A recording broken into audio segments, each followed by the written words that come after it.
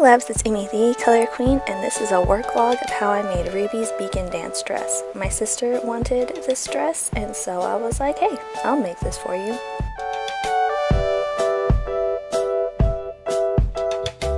When it came to putting the boning in the dress, I learned that I could just heat it up with an iron to make it sit straight, and that was a big help for me.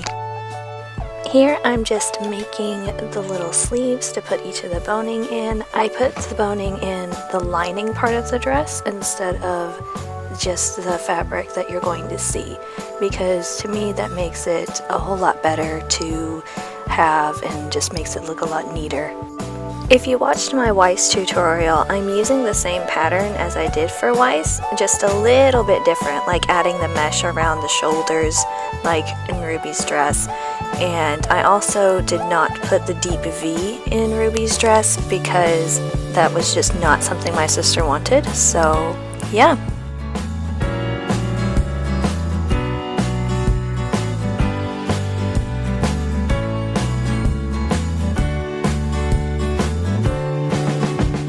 Here is where I used ribbon as a sort of bias tape to just finish off the edges so that way it didn't look as gross as the other side, and it just made it look more like a formal dress.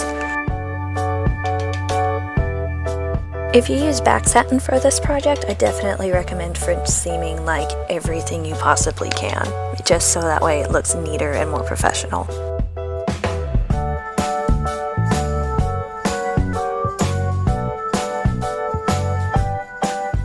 And here is where I'm attaching the bodice to the skirt.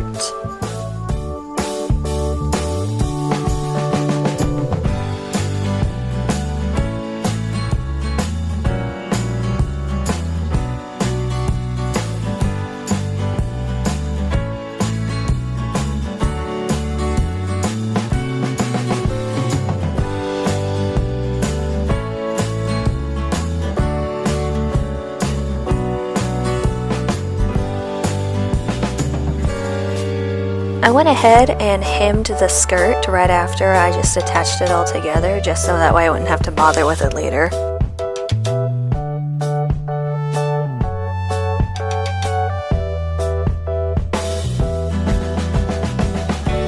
And here I added the black ribbon that is around the hem of Ruby's dress.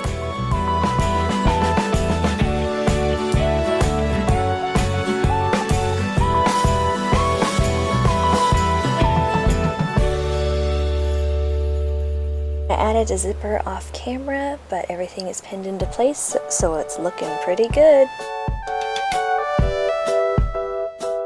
The color for the sash was a bit tricky. I just had my sister go and pick out a type of satin that looked a little bit like the back satin, but also a little bit like the ribbon, so that way it tied everything together.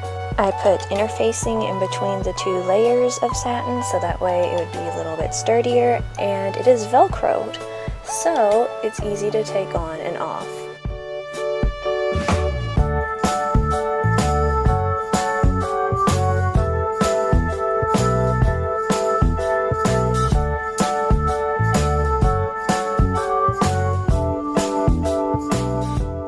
The bow was easy, just make a rectangle with 2 pieces of your fabric and some interfacing, and don't forget to cinch the middle, and then you have a bow.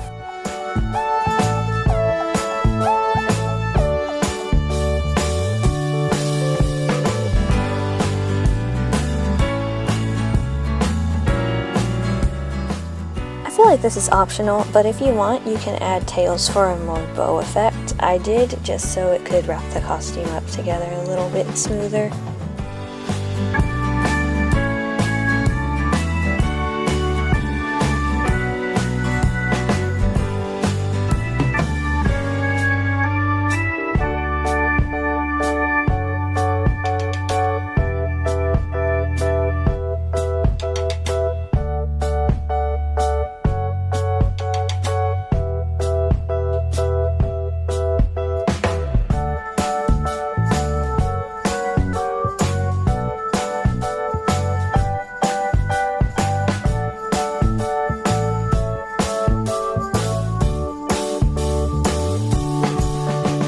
Slip your bow on the sash and baste it into place, and there you go.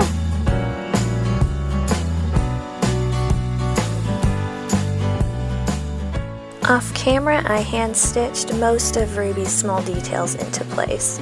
Later, I went in and took up a little bit of the areas that were a bit baggy on my sis, so don't worry about it if it looks a little baggy.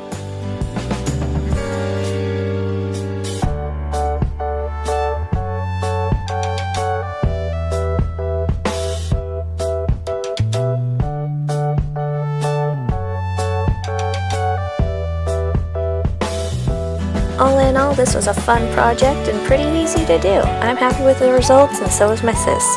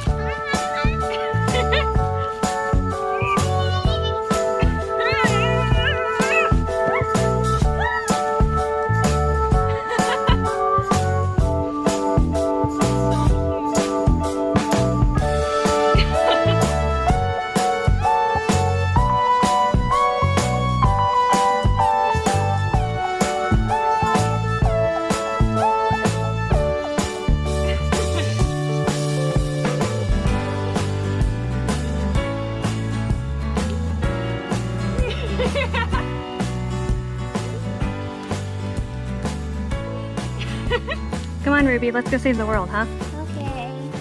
Just want to get out of these stilts. No more stilts, I promise. Oh, thank goodness.